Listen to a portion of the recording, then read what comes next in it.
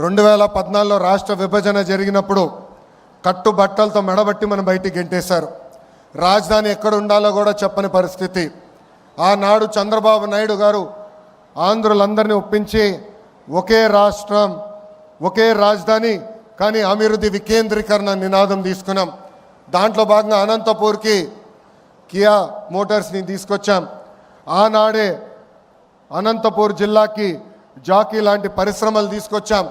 ఏకంగా అనంతపూర్ కర్నూలు జిల్లాని renewable energy హబ్గా తీర్చిదిద్దాల లక్ష్యంతో అడుగులు వేసాం, పునాదులు వేసాం.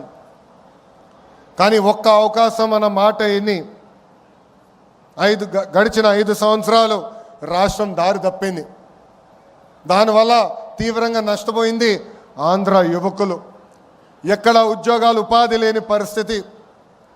చాలామంది నన్ను అడిగారు, 5 సంవత్సరాలు మనం ఇబ్బంది పడ్డాం, మన దగ్గర బెంగళూరు లేదు, చెన్నై లేదు, హైదరాబాద్ లేదు, మన పరిస్థితి ఎలా ఉంటుందని.